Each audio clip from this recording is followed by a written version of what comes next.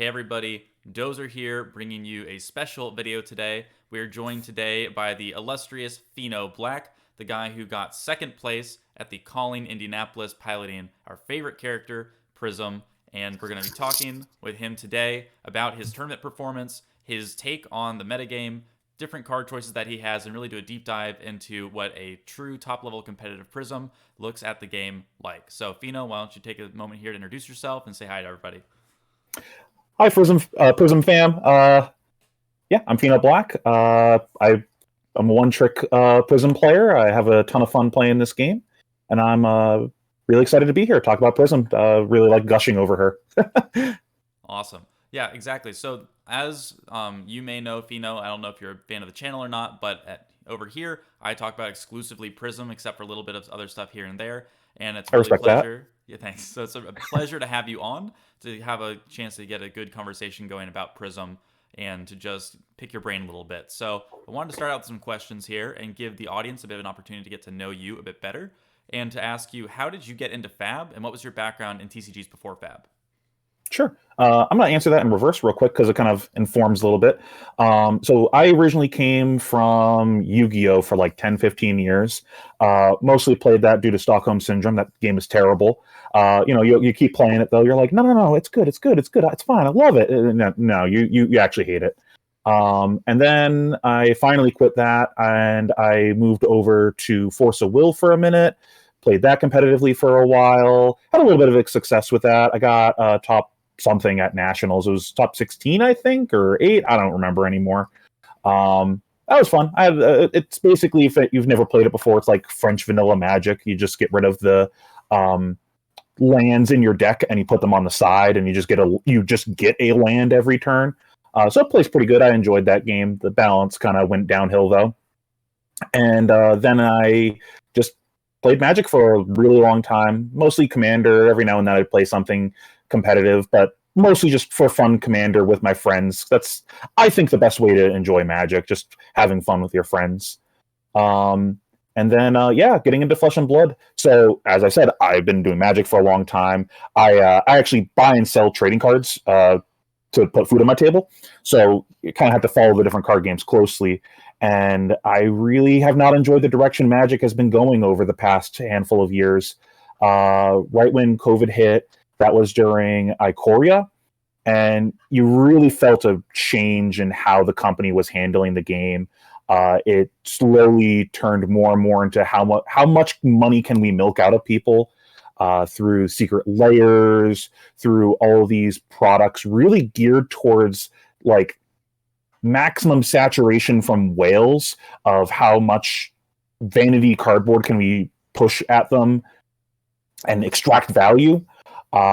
And I just really didn't like a lot of things. And then on top of that, balance went down the hill. I believe that year in Magic, where it was the Ikoria Throne of Eldraine block, across all formats of the game, I believe there was more bannings in Magic than the entirety of the rest of the history of Magic combined. That's not good. That shows you're not giving care to your game. And I still love Magic. Magic is still probably my favorite game.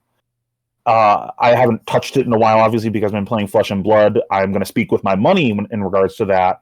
But so I noticed Flesh and Blood.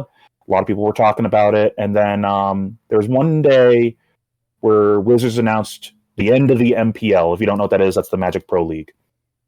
Now, I'm not anyone that really follows that kind of stuff, but that's something that you take notice. Like, wow, the end of the MPL? That doesn't just happen. And then a few days later, Flesh and Blood announced the Pro Tour with $100,000 in prizing. It was clockwork. They knew what they were doing days later. And then the professor made a video about it. And I was like, let's try this out. Got a couple of the starter decks, played them with my friend, James Silver. He's the guy that plays Prism with me. We build the deck together and everything. And we got 2 games in, and we're like, we're going deep, right? And a few weeks later was going to the road to Nationals, trying to compete there. Spent far too much money on product. We bought like a couple hundred boxes. It was crazy. It took us like 3 days to open all the packs that we bought. that's my history and how I got into the game. Well, awesome. Glad to have you join us. Myself personally, I started right around the time that Monarch Unlimited dropped. So not too much before you, but it is nice to be coming into the game from other games. I also used to play Yu-Gi-Oh! I've dabbled in Magic, played Gwent a lot. I really loved Gwent back before it was destroyed and rebuilt and everything. But, that's kind of the history of TCGs, right? A lot of them come and go. A lot of them have like a really strong start. They really capture the imagination, and then somewhere along the way, the devs might lose sight of, what made the game appeal to so many people in the first place. But for right Yeah. now, Fab is such a well-designed game that it's awesome to have all these new people coming in and playing at the high level and finding that success using that experience they built up before. So, And it seems like they put a lot of care into the game too. Like you can see the love that they're putting into the game and actually caring, not just what's the bottom line, how much money we can make. You just notice that in little things, like just the attention to detail on things, except for Duskblade. yeah. Well, at least they preemptively banned it in CC, so they're trying. They're really trying. But yeah, so that's awesome. So when you got into the game, you had a lot of options to pick from. You had wizards and warriors and brutes and rune blades and rune blades and rune blades and rune blades. So what made you There's a few. decide to go with Prism? And why did you choose her for this meta specifically? Once you kind of identify that she was your hero. So it's a terrible answer, but first thing I did when I got into the game is I went to Google and I literally searched flesh and blood waifu, enter. And I was like, ooh, Cheyenne, who's this? 30 seconds later, I'm like, oh, this is just unplayable. Get this out of here. Okay, well, who's next? Prism? She's cute. Let's go. And she was one of the pre-con decks that we already had. So I was like, okay, give that a try. And I liked the aesthetic of all of her cards. And that the art was really pretty on all of them. I don't like playing a deck that just doesn't look aesthetically pleasing. That gets me. I'm just like, I'm not enjoying the game. I can't appreciate my cards. I just happen to also really like the playstyle of Prism. I really enjoyed back during Monarch format being able to do the transformative sideboard where I could either be heralds or auras and shift based on the matchup. That's something that I really enjoyed from like Magic and Yu-Gi-Oh back in the day, and you haven't really had many opportunities to do that in recent memory. So being able to do that there, I was just like, oh, I love doing that. And I just enjoy the like I'm either mid-range or I'm this control-y style. I gravitate towards those kind of complicated decks anyway, so it just happened to be like the right fit for me. If I didn't enjoy the playstyle of her, I probably would have ended up switching to something else, like Dash maybe, but just happened to be the right glove for me. Awesome. I was very similar, actually. When I started getting into the game, I didn't quite Google it directly, but, I was going through some videos and I got shown some artwork. I'm like, oh, that artwork's really good. And then I saw it. I was like, okay, you have my attention. Let's see if they can keep it. And then they stayed for the gameplay, right? Yeah. But it's awesome. So, oh, and I also ended up having a real soft spot for library. I love asymmetric, like it's symmetrical benefits, but it's actually plays out as an asymmetrical benefit. Those kind of howling mine effects. Speaking of like games that we used to like that died, one of the other card games I used to play was a digital card game called Duelist. For the many people watching this that are completely unfamiliar with this, it's like take the card mechanics and everything of Hearthstone and put it on an isometric grid, and your turns play out like Fire Emblem. And one of my favorite cards in that game was a Howling Mine kind of effect where I ended up drawing extra cards every turn, but I built my deck around it. So I ended up just outvaluing my opponent through the low cost curve extra cards I was drawing, which let me buy time to get to the late game where then I started throwing haymakers because it was a card that you wouldn't expect in that style of deck because it was a late game deck, not an early game deck. But it filled that gap of the mid game to stall. I just really enjoyed cards like that. So library was, I was sold instantly on that. Drawing cards in. It's funny that you mentioned that, though. I personally have always had a love-hate relationship with library, with its lack of pitch, lack of block, lack of go again. You have to have a 3-card hand minimum, including the library, to be able to even get the draw off it immediately. And every time I tested it, it was just I wished it was any other card. And so, I'm glad you Yeah, you get a lot of enjoyed it. hands like It that. is it is very fun, but I found myself haloing it a lot. So Hmm. I was like, I can't do it anymore. I can't do it. But Yeah, I haven't really been on it this season because it's just so clunky right now. You can't afford to take a turn off to do that. exactly. So specifically in this meta, it's really interesting that you stuck with Prism because yes, she's very strong, but a lot of people have been swapping over to the more dominant hero, Starvo. And also people have been trying to target Prism even with Runeblades like Viserai, Chain, and Briar. So what made you decide to stick with Prism, but then also to build the deck in the way that you did? And I'll link to the deck list in the description so people can take a look at it. But your list has some interesting picks. And so what kind of made you decide to pick it for this meta? So let's go one thing at a time. Why I picked her? Well, first of all, I am a Prism one trick.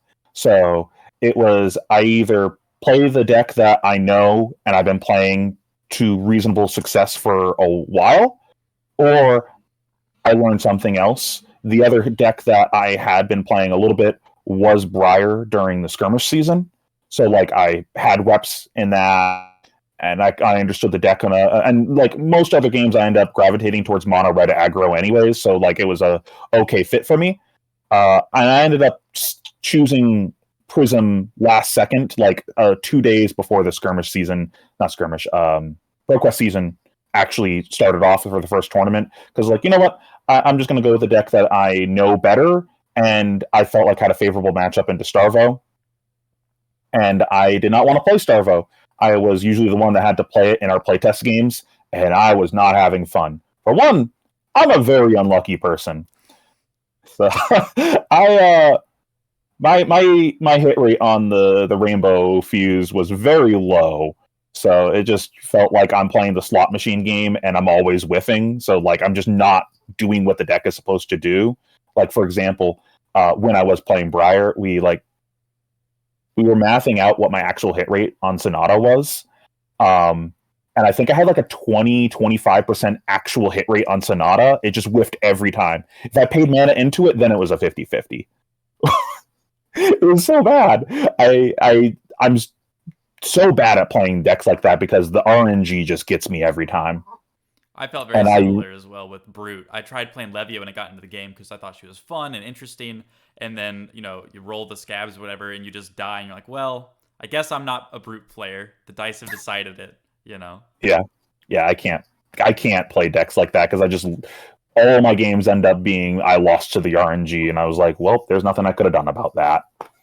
I want to have more player agency over my game plan, which you always feel like you do in Prism. I feel like at least like I feel like there's not that many high rolls in the deck. It's really just that turn one double aura if you go first or whatever, and then after that, like you don't really have as many low rolls. It's like the I drew all aura hand when I need to block, or I drew no yellow when I need to attack. But outside of that, it's like you have a very consistent middle. Like you're very average on your draws, and I'd rather have that than I have high highs and low lows. I'll just execute my game plan. So a big thing for you, just to kind of tie it all together, is that you, one, obviously enjoyed Prism. You wanted to stick with what was familiar and that you could optimize your skill expression because you had a lot of experience and you wanted to be confident in what you were bringing to the table. And then also you wanted to be able to use that player agency that Prism gives to you by having that reliable game plan. So Yeah. nice, awesome. So let's talk a little bit about your deck list that you ended up taking to Indianapolis and then doing so well with. A lot of Prism players have been dropping Prismatic Shield, CNC, Command and Conquer as someone, and a bunch of other cards. And as someone who is a big fan of Vestige that you used to play, I know that in one of the other videos that you talked about, you were a really big fan of Vestige builds back in the day. The swap to Tunic must have been a difficult choice. What kind of prompted you to make some of these choices? I guess we can start with the Prismatic Shield pick. Well, Prismatic is just gas. It's consistently been the card that has always overperformed for me. I can understand why people cut it because it's kind of a hard card to play. You can draw these hands where you're like, this just doesn't do anything. This is like a 2-card block 3. That's not efficient. But it's one of those cards that has the highest ceiling in the deck because now when I look at Prismatic Shield and I'm playing it, I'm trying to get a value of 6 at a minimum out of it. I attack for 3, I block for 3, That's the floor when I'm playing it. But the ceiling is insane. I would say the average value of a Prismatic Shield over the 2 cards you use to play it is like a 4.5 to a 5 per each card, because I'm spending 2 cards to play it. Because a lot of the times it's going to see something else. Either I get to keep them for multiple turns, so I got to attack more than once with them. I have an Ode. I have a Merciful. I played it, then drew the Merciful. I just feel like it consistently does more than just attack for 3, block for 3. And I really liked it in a couple matchups here and there. It's not always good. I sided it out sometimes, but like it just felt like one of those cards that was like it plays like a yellow aura a lot of the time that costs 1 less, but isn't pitch in itself. Like that's the benefit of the yellow auras. They're at worst still pitch. So I don't know. It's always been good for me. It's good into a lot of matchups. It's just gas. But I can understand why people don't play it because it is a difficult card to play with. It leads to brick hands, kind of like a library can lead to brick hands. Yeah, definitely. I mean, I don't know how familiar you are with my channel, but a long time ago, what kind of got me into sort of well-known status in the Fab community was like my video about the tank Prism list, where I popularized basically entirely relying on Spectral Shields to win games back in the Monarch meta. Back then, yeah. Runeblade was basically Chain, who was almost entirely physical damage. You had a lot of Bravo, you had a lot of Dorinthia and Dash, and I found that if I could just keep those shields alive every turn with defense reacts and just blocking and blocking and blocking, occasionally getting the go again off of pitching a card for your soul, you racked up so much more value than other people could even catch up with. That blocking is OP.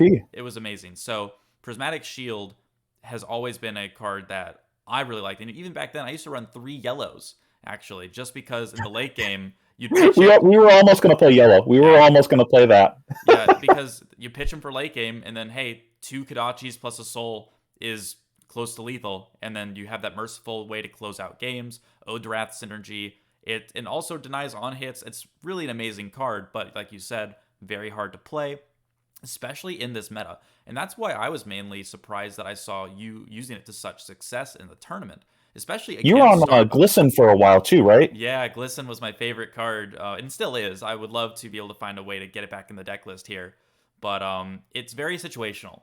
It's very matchup dependent, and right now, build your own hammer. That's right. Yeah, build your own Anothos, build your own. Like, it's actually insane. I was playing in a Blitz skirmish the past weekend, and I played against an Oldheim, and I had 2 yellow Glistens in the deck as the only instance besides Tome of Divinity. And I had a +7 Spectral Shield that I had insulated with multiple shields, and he's just looking at his hands, and he's like, attack for 9. I'm like, block 12. He's like, swing 8, and they're like, oh, okay. So yeah, Luminaris with Glisten's pretty OP, like, honestly. During one of the games, I think it was, I don't remember. It was either the Calling or the Battle Hardened. Jimmy, the guy I was talking about a minute ago, he at one point, it wasn't because Glisten, but he had a Spectral Shield that I think had like a Glisten that had like 11 counters on it from Shimmers. He had a Shimmer, had a Metamorph pop, and then played another Shimmer. So he was just like 3 counters, plus 3 counters, plus 3 counters. We're racing. It's so good, especially when you're blocking, because you're like, I don't even need the yellow anymore. I'll just keep pushing this one card. It's really awesome. Luminaris with Glisten is a dream, but I went away from that strategy personally because Viserai and Starvo exist. Viserai with all of his crazy amounts of arcane, it's almost impossible to keep your shields live, I've found. And so against Viserai, I don't even run Prismatic, right? And then into Starvo, if he hits that Dominate with the hammer and you're not able to absorb that Dominate every single turn, you're just going to lose your shields. So it's really hard to get that maximum value, like you were saying, about keeping them alive for a while or pairing them with Merciful or Ode to really get that return on the investment of the cards that you played out. So for me personally, it was just a card that I was finding difficulty using in lieu of other cards, right? Like blue auras have been very good because they absorb the Winter's Whale swing and stop 4 damage for 1 card. That's pretty good. And if they stick around, obviously they can snowball a lot of advantage as well. So I Yeah. do agree, though, that Prismatic Shield has a place in Prism lists, and I think that it's one of the main reasons Merciful and Ode are so good. If you're not running Prismatic, your Ode and Merciful are so much worse. It feels like, why are you even running the cards sometimes at that point? Yeah, and it like I feel like against Starvo, it's one of those cards that really helps you close the game. Where sure I can be doing this aura thing and dirtling around, but I'm not clocking them fast enough. Like I'm just giving them all this extra time to eventually find the fuse. I find that once I get the lead, I want to quickly close that game out and not give them a chance to get back in. Every turn I take off that clock is very good for me. And it also creates a situation where now they're trying to fight over too many things at once. So a thing that I like to do with them is not them specifically, but just like just in a lot of matchups is okay. I can either Herald, I can Prismatic or Spectral, like just some form of shields or Aura, and do like a little bit of each of these over the course of the game, and then kind of figure out what they're soft to, and then just you don't want to see this.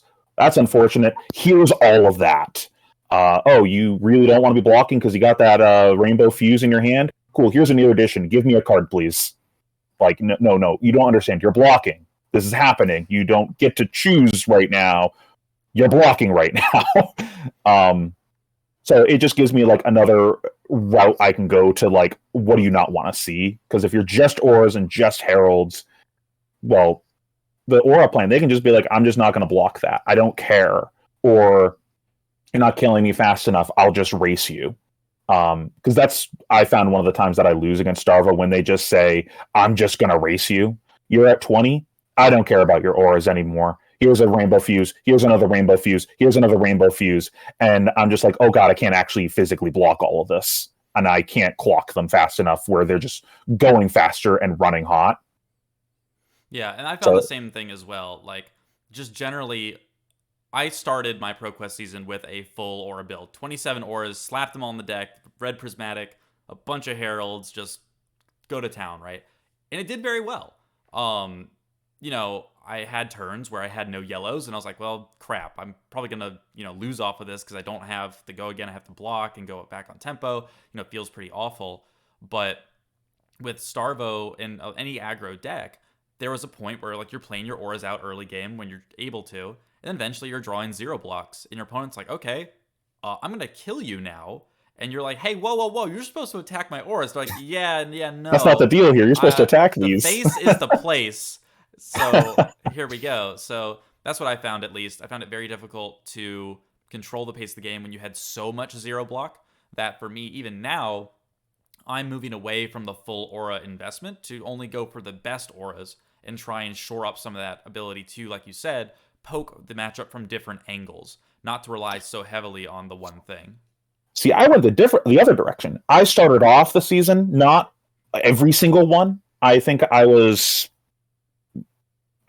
not Parable and maybe one set of the blues, something like that. Like I shaved a handful from the deck, and then as the season went, I was just like, "Oh, these are just gas. Everything, put them all in. I don't care. This is all I want to see the entire match, other than cards that say 3 block on the bottom."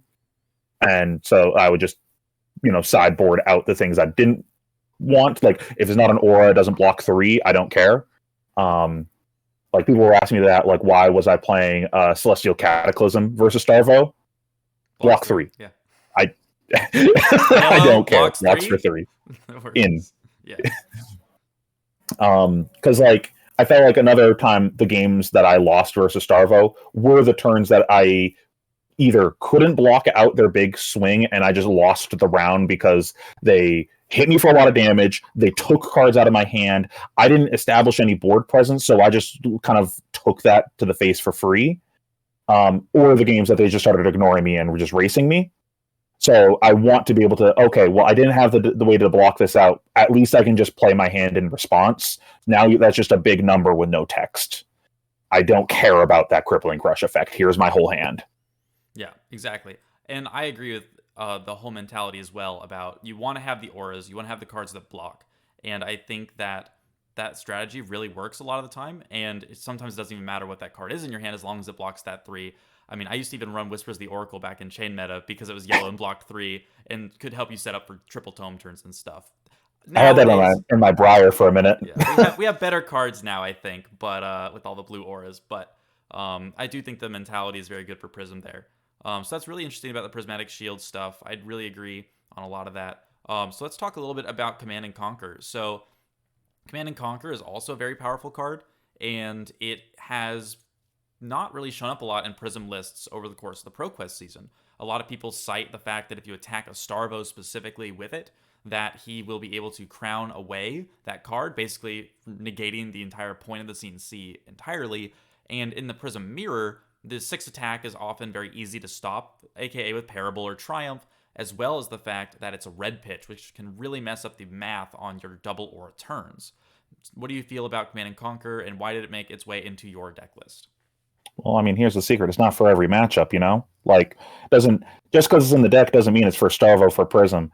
It is a popper, and if I feel like I need it, like maybe I scout ahead and I'm like, oh, they're like a super aggro light build and they're just trying to fractal me and get big value off of those kind of things. So I'm not actually fighting over auras potentially, or maybe they're just slanted more where I just want to have that kind of edge if they're trying to race. It is a popper there, but it's not necessarily for that. It's for your bad matchups because Prism's got a lot of bad matchups. It's all those aggro decks out there, all those decks that just want to say, yeah, I don't care. Here's my 5-card hand. Oh, you attacked me with a War Tune? That's fine. Take it. Here's another 5-card hand. And they just keep punching you. It breaks up those 5-card hands out of those decks and makes them block or lose something. And a lot of times too in those decks they'll have a lot of poppers just incidentally because they know that they could lose the race if you decide to just throw heralds at them, so that's how they catch back up if you try to do that. So it gives you a safe attack where you can be like, okay, well, here's an aura and a Command and Conquer. I built up board presence and then made you block. So it's good in your bad matchups. So it really helps shore that up. During the daily double on Friday, I faced Alexi during that, and I just Command and Conquered him turn 1 after he double loaded, and he just looked at that and he was just like, I can't win the game anymore. And he just lost the game on the spot, and I ended up killing him on turn 3. I just presented him so much value too quickly because he can't efficiently kill the auras. He's losing too much damage to kill them, so he's like, oh, I'll try racing, but that's not going to happen now that I Command and Conquered you. And it just ends on the spot. I think it's a pretty good reason for running it. I think it makes a lot of sense when you're trying to specifically disrupt those 5-card hands, like you're saying, because it's exactly like you said. The hardest matchups for Prism are the ones where she cannot rip cards from the opponent's hand because either she doesn't do enough damage or because her cards just literally don't work. When you think about the best characters in the game that have been successful over the course of time, you look at characters like hyper aggro decks like Chain or Briar, who rip cards because they get your HP low enough fast enough by presenting these Plunder Run +7 snatches, really ridiculous stuff that says, hey, if you don't block this, you are taking way more damage than is reasonable. Or you're seeing people like Oldheim or Starvo or Bravo rise throughout the entirety of the game where, hey, here's Crippling Crush. If you don't block this, you're losing your turn. If you block it, you're losing your turn, right? Oakenol's the same way. So those types of effects are very premium in Flesh and Blood. You think about the most powerful effects in the game. Number 1, drawing more cards, right? Number 2, ripping cards out of their opponent's hand, like force discard, right? Those are like the 2 most powerful effects because those are the core resources of the game. The person who controls the resources controls the game. So Ice was even especially powerful because of Winter's Bite and things like that. So I definitely agree that Command and Conquer gives Prism especially that access to a unconditional, I'm messing you up type of card that has its benefits in other matchups as well, especially when you get to blow up a double arsenal, which is just, icing on the cake. So very good. Awesome. So beyond Command and Conquer, you had mentioned before that you were a really big fan of Vestige. Me personally, during my ProQuest season and how I got to Pro Tour, I was on Vestige the whole time. And I've personally found a lot of success with it, and I find it to be a very compelling choice. But Tunic is the dominant and popular variant at the moment. So can you give a bit of your opinion on Tunic versus Vestige? That's just part of the reason why I'm bad at remembering my Tunic. I'm so used to not having to pay attention to that, and I'm just like, yeah, just do my thing. Ah, shit. um, yeah, I was on Vestige right up until that first Bro Quest. Um, to me, I feel like the light package is kind of all married together in the current iteration of Prism. I feel like there's like two Prism builds right now. You're either light or you're all in on aura control. And there's not a ton of wiggle room right now. Like you can sideboard into some extra auras into the aggro light version, so that you're like, okay, like I'm not just dead in the water against Guardian and things like that. But you're not like going all the way usually in those builds. I feel like because like what I want to be doing with a Vestige is I want to do something that causes something to go to my soul. So that means I proactively did something during either turn. I either played an aura that made something go to my soul, I haloed, or I hit you with a herald. So I already spent some cards. Now I want to say, okay, Vestige is live. What am I doing? Well, I want to probably pitch a blue light card to create extra mana and then get value off of that because I play two more heralds or an aura. Like I am generating extra resources off of this and getting basically 2 cards worth out of that. That is much harder to do when almost all of your blues are not light cards. That is much harder to do when your game plan is I'm not going face with my heralds, I'm playing auras, or I'm playing on your turn a lot of the time. So it feels very situational. I found that over the course of the game, I wasn't making as much mana off of it. Like not even saying when I make the mana, because like part of it is that matters too. Like when you make the mana can matter more than how much you made. Like, okay, it doesn't matter if the Tunic made more mana if I completely snowballed the game and won in one turn off of the Vestige. Like the game is over. It doesn't matter that I got 2 less mana over the course of the game. You're dead. Because that was what I used to do before, where I'd look for an opportunity to go, okay, here's a tome, I'm going to arsenal that. I'll wait for another one to come around. And then I just have this nut round where I'm just like tome, and then throw like 4 heralds at you. And the game just ends because you lost way too much off of that. And maybe I played a library at the end of that, which in turn you blocked this round. So now you're not coming back at me with a big round. So my library is going to give me 5 and I'm not going to block. So now I'm going to chain another big hand into you. You're going to want to block again. I'm going to draw off library again. And it just creates this runaway snowball. And that's just not something that happens in the full aura build. You don't have that ability to just like run away with the game. And a lot of those are cards that you're playing in that build are not cards I want to be seeing necessarily against the slot machine version of Starvo. I don't want to be holding a Tome of Divinity when he's giving me a crippling crush. I don't care that I drew more cards. I'm discarding them anyways. They don't do anything right now. And I don't have that, as we mentioned before, player agency necessarily over when I get that. It's dependent on what my opponent does a lot of the time. Did they let me get that Herald through? Did they decide to kill my aura that is light while I have a Merciful out? Because they killed the non-light one. I don't even get a soul then. So, like, I don't have control over when I get that soul, and that really matters. So yeah. I want that consistency of game plan. Mm-hmm. I definitely agree that Tunic is more predictable in how it's played out, right? You know that when you're playing the Tunic build, you are investing very heavily into auras in your deck list. You're probably running all 15 yellows. You're probably running all 12 blues, or at least most of them. You might not run some, but you might run most of them. And the ability to invest in that game plan without having to sacrifice your pitch ratios to be able to not necessarily have too many blues, right? Like where you have to say, okay, well, if I want to do Tome of Divinity and I have these blue auras in hand that don't play as instants, that don't block very well, that don't get the bonus resources, why am I playing Vestige, right? Like It doesn't really help you out very much if you are trying to merge both ideas. Now, that said, in my experience, it's actually not as bad as you think.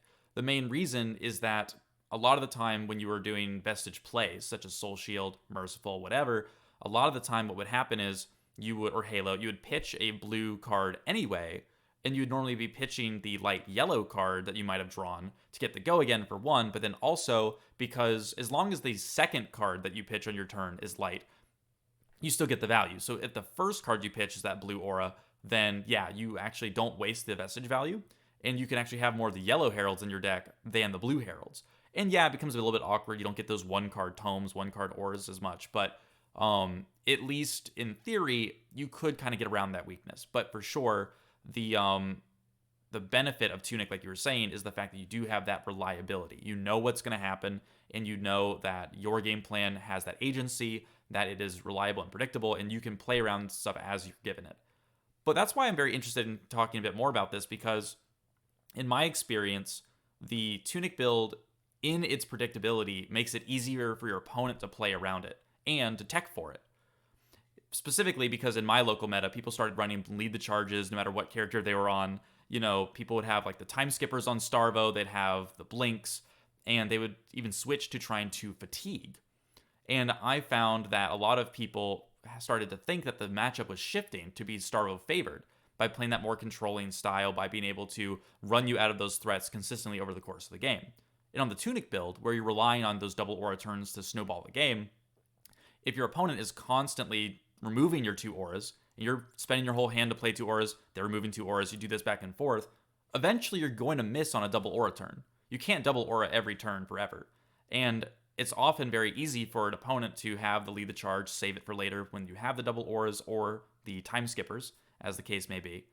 God forbid they have more sideboard hate for you, right? But at that point, I found that I was giving my opponents more of a choice in what was happening in the game by presenting them with the auras, like, hey, here's the problem that you have to deal with. And they're like, oh, great, I brought the answer. Here you go. What do you got left? And it's like, well, my entire deck is auras and really bad heralds.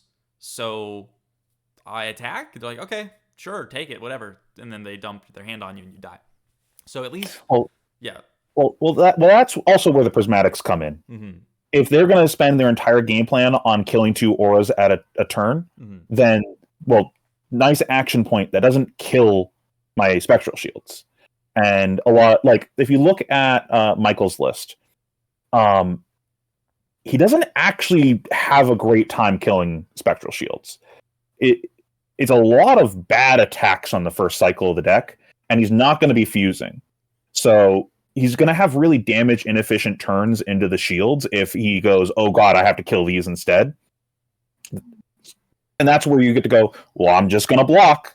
These cards still block. Keep all these spectrals. Punch you in the face again. I'm just not going to play that game plan because now I go, I see the half of the deck that you don't want to see. I'm going to present you that instead. Oh, you're not bringing in a bunch of action point shenanigans. Here's a bunch of auras. And you pivot your plan based on the threats that or the answers they're presenting you, rather. And that's where that was really important to have.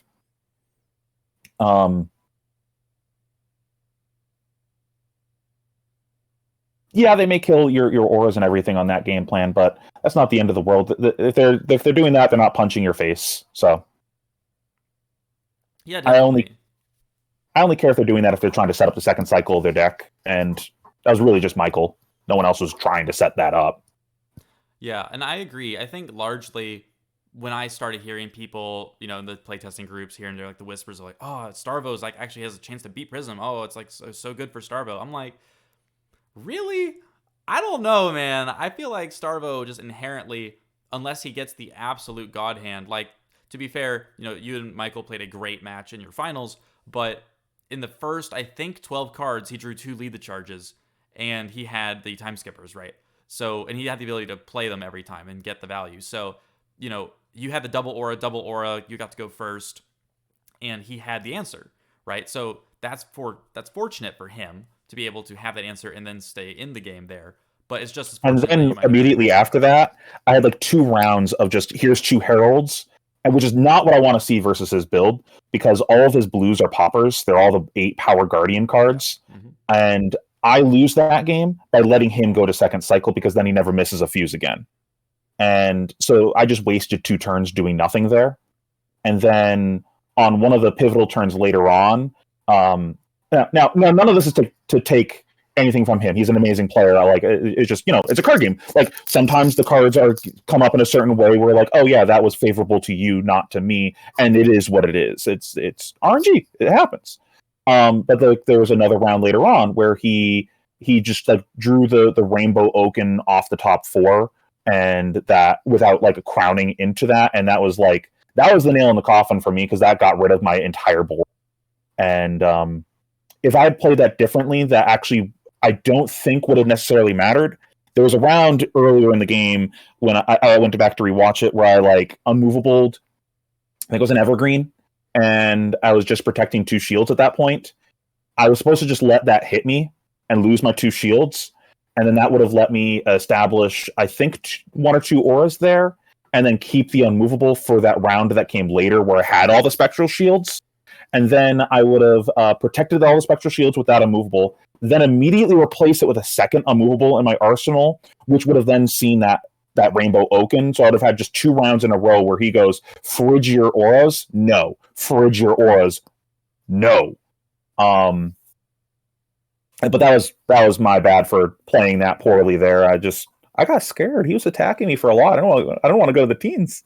No, I feel you. When I was on the tank Prism game plan, I had just started learning the game. Obviously coming from TCGs before, I had some experience on how to adapt to a new game. But once I figured out, like, wait a minute, I don't have any shields, or I have like 1 or 2 shields to protect. I'm taking that damage. I'm keeping this D-React for a turn where it actually matters, right? Yeah. And I definitely think that's a learning moment for any Prism player to be able to start realizing that you use your HP as a resource. It's about the board state less so than the HP totals, especially when, a lot of players might even take damage early game because they have armor, like a Viserai or a Dorinthia, because until that pivotal attack with the on-hits come through, that armor is still there. That D-React is still in your arsenal. And while Prism has a bit of a difficulty with that because when you have your auras out, your D-Reacts get worse because your opponents might be attacking your auras, and so your D-React might clog up your arsenal. You might not be able to get it out of there. If you're running the spectral shield, which is part of the reason why I like the Prismatic, right? Because it can function as like a proactive defense reaction, where you're like, oh, my opponent didn't punch me, well then I'll just develop my board, but still maintain some level of defensiveness. Kind of similar to how I think it was Justin Graham, the guy that won the Pro Quest with Kano. He was playing that. I'm spacing on the name of the card, but it's that aura. What was that? Enchanting Melody.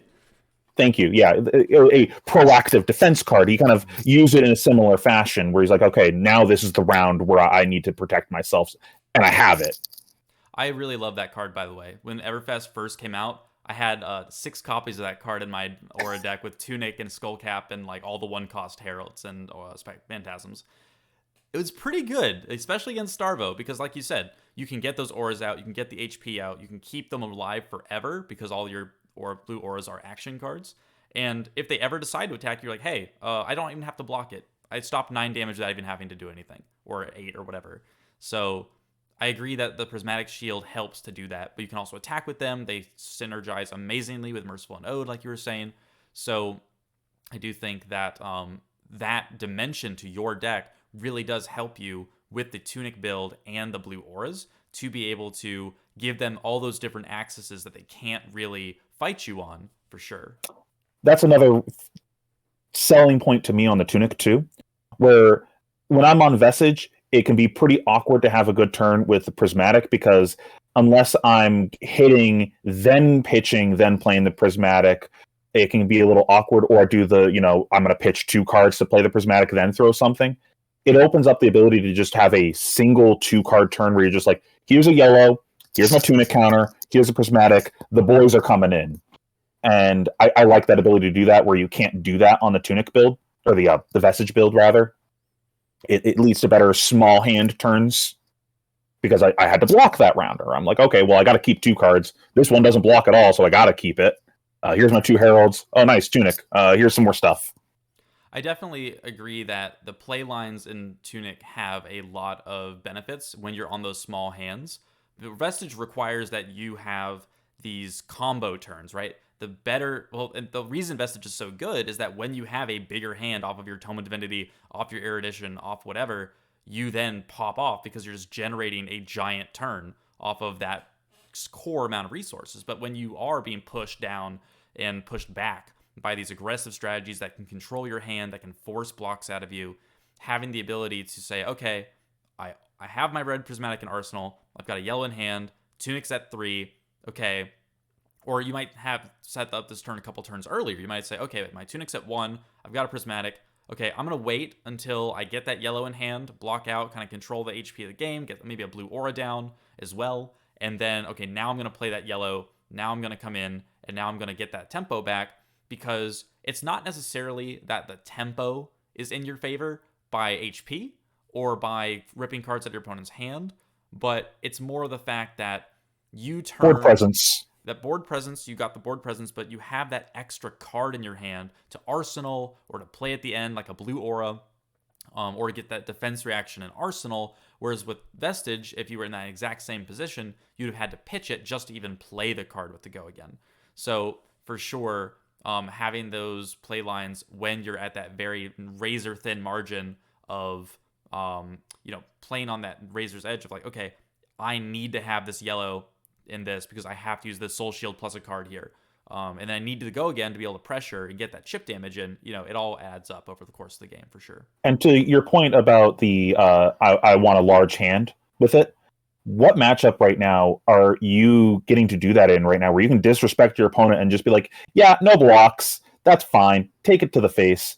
Everything's trying to kill you. So it's really hard to do that and just constantly say no blocks. Like, of course, you have a couple rounds in the game where you get to do that because you're like, okay, you're having an off-ish turn, or I have a life to play with here, so I can take it, establish 2 auras, take it, establish 2 auras, run away with the game, and now I'll just block for the rest of the game. But you get, how many rounds do you get to do that? 2, maybe 3. So that seems very unreliable. And on top of that, it needed to be a round that you can actually take advantage of the Vestige on top of that. You may not have been able to even take advantage of it there. It was just a card that blocks for 1 in that situation. Yeah, I do agree. I think that Vestige, when you're on the heavy aura plan, does not do as good of a job as Tunic. But that's why, for me personally, I've been experimenting with, and I'm not here to say Vestige is definitively better than Tunic. They both have their merits, right? But yeah, I do think that the matchups where the Tunic auras work is when you get very specific auras down, the good ones, the Mercifuls, the Genesis, the Shimmers, the Haze Bendings. Those are your power cards. Those are the ones where it's like, hell yeah, Genesis Haze Bending, deal with it. Like, that's what you really want to be seeing. You basically never want to see like Parable Passy Mirage, except in very niche situations. They are your lowest power, lowest momentum cards, and if you ate 14 damage, 15, 16 damage to play those, I'm gonna disagree with you real quick on Parable. Parable has been the one that has consistently overperformed over most of the rest of the auras for me. I realize at face value that it does the least, and that Genesis is at face value the strongest, probably. Like, you're like, that's the one I gotta respect. Parable, it has put in so much work for me over the season. I've had so many games where that Parable that I played, like maybe turn 3 or something, ended up being worth like 15 damage. It ended up poking them 7 times, probably like 5 times, and then like saw 7 attacks, and maybe I attacked with a Herald, and I had many times during the season where like I attack with a Herald, and they're like, haha, Popper, and I'm like, pass to reactions? You take 3, goes to my soul, and they're like, what? It's a very unassuming card, but because of that, it ends up sitting on the board, and it like, if that's going to sit on the board all game, and that was the text of it, like, let's say Parable didn't have Phantasm. If you evaluate that card as, I'm sorry, not Spectra. If you evaluate it as it doesn't have Spectra and that's just a permanent, that card's insane. And a lot of games, it ends up sitting on the board all game, accruing way more value than any other aura could because it just instantly got popped. Yeah, and I have, if you go back in my channel, anybody watching, you can find me rating Prism cards back very early on in my channel's history. And then I did a recent revisiting of that with the Everfest cards to rate, like, oh, how core are these to Prism? And in my very first deck tech, actually, I put on my channel, I had Parable, and I was like really big on Parable. Like, oh man, this card's awesome. I have had the biggest love-hate relationship with that card, with Library, with a bunch of cards in Prism, because the biggest problem, and I'm sure you can relate to this as well, there are so many good cards that Prism can run that all interact in amazing ways, but you only get to run 80 cards. So you have to make hard cuts. And while I as well used Parable in my pro quests, and they performed very well for me, stopping an Oakenold coming in for 11. Okay, it's coming in for 10. I can block 10 a lot easier than 11. It adds up, especially if they don't have the freedom to kill it. They have to maybe kill Genesis. They maybe have to kill Shimmers. They maybe have to kill Haze first. And that Parable can It's also one of those down. auras that's good in your bad matchups where it's good against the aggro decks. So like they could maybe ignore an Ode because they're like, you're not actually racing me. I don't care. I'll take the extra 2 off of it because you only have 2 auras. Where that like can really end up road blocking those aggro decks where they're like, oh, I didn't want to see that turn 1. I actually have to attack that or I'm going to lose like 10 damage over the course of this game.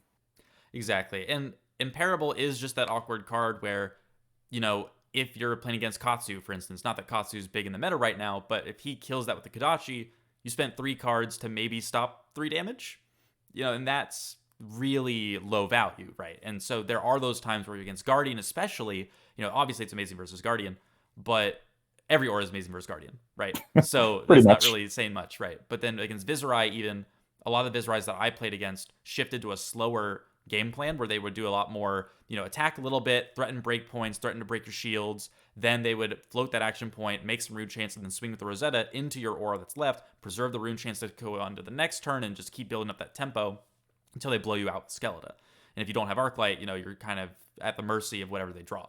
So at least what I found was the more that people started siding in lead the charges, the more they sided in all this hate, the less payoff I seem to get off of Parable. To the point where I'm like, yeah, it hurts to cut it. It does pay off really great a lot of the time. But, I think there are going to be different approaches to the matchups as they evolve over time and as people start to make meta calls. And I think that Parable at the baseline is awesome, but I think that it could be a cuttable card depending on the bend you go towards with your build. Yeah, it's been in and out of my list over the course that I've been playing the game. It's just like, well, like my thought before was I want to see every single aura versus Starvo. Well, that just goes in. But that might be the first one that gets cut if I'm not in a situation where I want every single aura in the deck because it may not be the highest impact. I'd rather maybe a Herald in that matchup because it blocks. I'd rather just not die instead. And I've definitely been seeing a lot of people also do what you said of adding the lead to charges into any deck that they're playing. I have been seeing a lot of people do that though, and then just diluting their deck with tech cards, where now they're just not efficient. Cool, you did the thing. You only had a 5 damage round. That wasn't actually good. You took time and damage off to interrupt my game plan, but in the matchup, you need to be the one to win the game. I win the game by not losing the game. So by you not killing me, I'm passively winning. So, I'm cool. If I can deal with my auras, I don't care. They're just here to be roadblocks that are annoying. If each of them end up soaking 4 damage and also got value earlier, that's fine. I got 2 cards out of you and 8 damage over the 2 auras. Okay.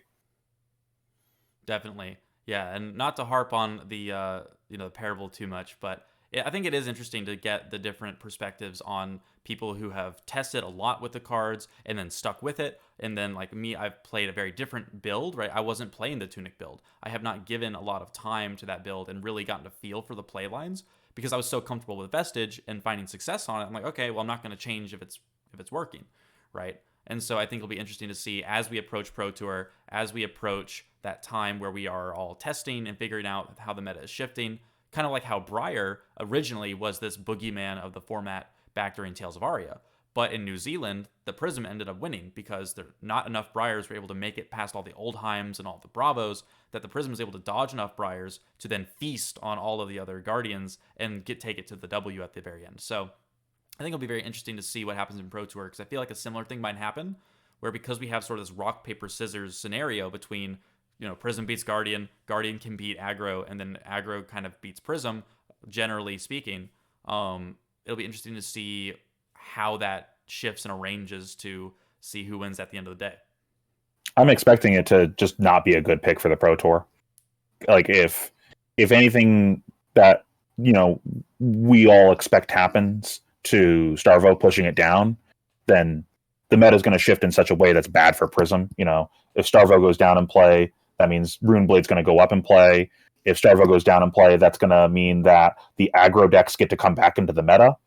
And then, without a Guardian to farm, the Prism doesn't have a favorable matchup, and they don't want to see anything in the meta. So that could not be a fun tournament for Prism. Yeah, I But do we'll have think to that's see what interesting happens. too, right? Because no matter what, I'm playing Prism, right? Like that, rain or shine, I'm a Prism, truther through and through. Are you going? The Pro Tour, yeah, Okay, I'll see you there. awesome, Say hi to me. sounds good. Yeah, for sure, it can do.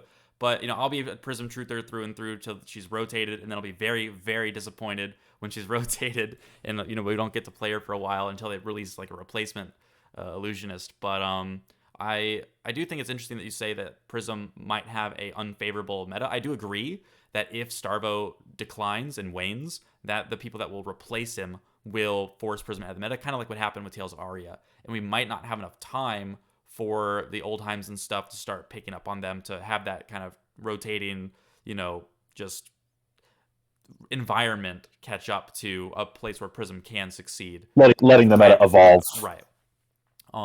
What do you think, as related, do you think that is going to happen to Starvo? What do you think, like, knowing what you know about LSS's history in the past and the current situation, what do you think they will do? And what do you think they should do? I'm going to keep this kind of brief, so that way I'm not repeating myself too much from like the what I said in Hometown. But essentially, I think that enough people are complaining about Awakening that it's going to be the thing that they look at first, because they just want to appease the community a little bit there. And it is also a card that is a balance issue for the future. It's a card that now every Guardian card they ever print, they have to look at, does Awakening break this? And that's not something you want to do as a game developer, having to constantly balance around one card. Just get rid of that one card instead and make your own life easier. And then after that showing, I feel like due to the fact that Michael did so well without Awakening even in his deck, they might look at doing something else. Prior to that, I thought it was just going to be Awakening and they call it a day. I could see them look at an errata at either Oakenold or Starvo himself. Brandon Patrick, I believe, mentioned recently that he could see them doing an early Living Legend. It was either him or Hayden. I don't know. It was in their like most recent Arsenal Past episode. They were like, yeah, I could see an early rotation of it just to whatever, move on with the meta. We already know this is going to happen, so let's just get rid of it now. I don't necessarily think they're going to do that, just because that would be really jarring to a lot of people of, well, now I'm stuck with all these legendaries and stuff that I didn't have time to get rid of. That's kind of short notice potentially for a lot of people, and that would cause an exodus of some players, and you don't want to do that. I think that everyone playing the deck kind of knows something's going to happen to it. They're sitting there expecting something's going to happen, but I don't think they're expecting just, nope, your cards are no longer playable. Good luck, find a new deck. And then I guess my only thing is, like, do they hit something else? And do they hit Runeblade? Do they think that without that in the format, Viscera is a problem, or is Chain a problem? Like, do they need to look at something there? I don't know if they're going to necessarily take a heavy-handed approach. I don't think they should, but at the same time, if they're going to do it now instead of having to do a second ban update later. You'd rather just do the one and move on with your life than to actually, we made a mistake, here's another one. It makes you look incompetent. I agree largely. I think that the best thing for LSS to do is to try and minimize rocking the boat as much as possible. You don't want to just ban Starvo, because all the people that bought him, played him for all the Pro Tour, got their invites with him.